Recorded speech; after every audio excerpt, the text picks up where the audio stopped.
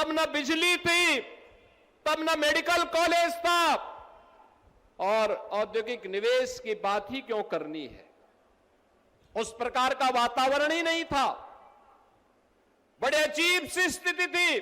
कानपुर का औद्योगिक क्षेत्र एक ओर, प्रयागराज का औद्योगिक क्षेत्र दूसरी ओर, एक और मां गंगा, एक और मां यमुना, लेकिन फतेहपुर पिछड़ा जनपद था।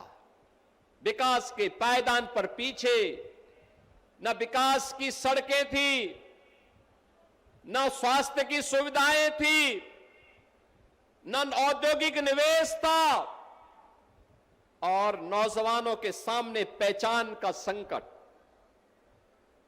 नौजवान की नौकरी पे एसएफआई सिंडिकेट डकैती डालता था। एक नौकरी निकलती थी, उस नौकरी के लिए चाचा भतीजे की जोड़ी वसूली करने के लिए निकल पड़ती थी। याद करिए, 2012 से लेकर के 2017 के बीच में जितनी भर्तियां निकली सब विवादित हुई। कहीं भी मेरिट का ख्याल नहीं रखा गया, कहीं भी योग्य लोगों को नौकरी नहीं मिली। 2017 के बाद प्रधानमंत्री मोदी जी के नेतृत्व में जो परिवर्तन हुआ, आज वो आप सबके सामने है। अकेले यूपी में हम लोगों ने पिछले 9-9.25 वर्ष में 9 लाख से अधिक यूपी के नौजवानों को सरकारी नौकरी यूपी राज्य सरकार के अधीन उपलब्ध करवाई है। आज जब मैं देखता हूं यूपी के अंदर कोई नौकरी का नियुक्ति पत्र वितरित करता हूं, यूपी पुलिस हो, शिक्षकों की भर्ती हो, अधीनस्थ सेवा चयन आयोग के माध्यम से अभियंताओं की भर्ती हो, या Uttar Pradesh public service commission के माध्यम से होने वाली कोई भी भर्ती हो, नियुक्ति पत्र में मुझे अब फतेहपुर के नौजवान भी दिखाई देते हैं। और फतेहपुर के नौजवान भी बड़े गर्व के साथ आकर के सीना तान करके अपनी योग्यता के अनुसार नियुक्ति पत्र प्राप्त करते हैं। तो मुझे अच्छा लगता है कि फतेहपुर का नौजवान भी नियुक्ति पत्र प्राप्त कर रहा है।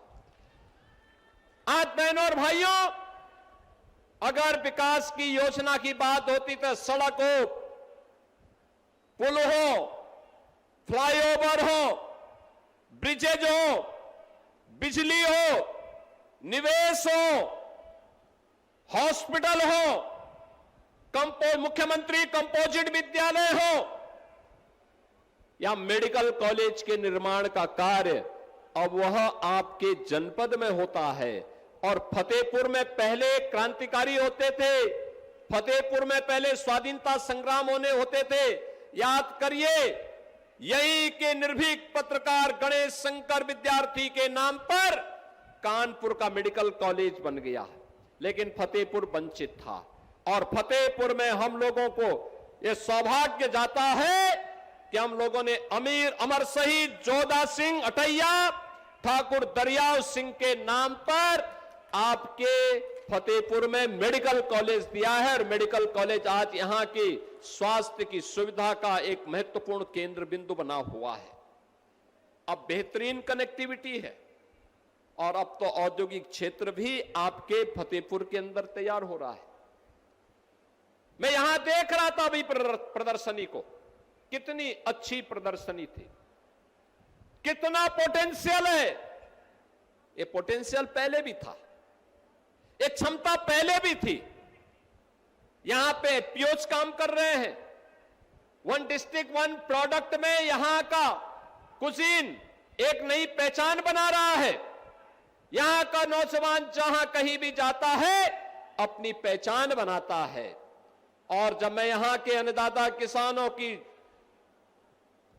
जो भी जैविक प्रोडक्ट है, नेचुरल फार्मिंग के कार्यों को देखता हूं, खासतौर पर पूर्व मंत्री उत्तर प्रदेश सरकार में मेरे साथ यहां पर पूर्व मंत्री के रूप में श्री दुन्नी भैया ने जो है उनके खेत की उपज जब प्राप्त होती है, रणवेंद्र सिंह धुन्नी जी के खेत थे,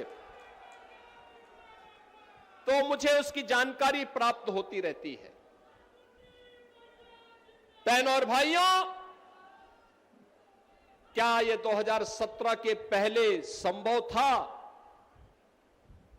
क्या यह 17 के पहले संभव था? नहीं था, क्योंकि तब न युवा सरकार के एजेंडे के हिस्से थे, न अन्नदाता किसान सरकार के एजेंडे का हिस्सा था, न विकास उनके एजेंडे का हिस्सा था। सफाई का विकास हो, बाकी सब भाड़ में जाए, और यही ये लोग करते थे।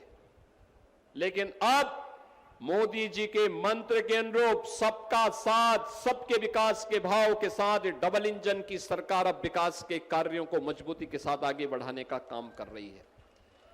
बहनों और भाइयों, जिन्होंने युवाओं का शोषण किया, छात्रों के सामने अंधकार में जीवन दिया था,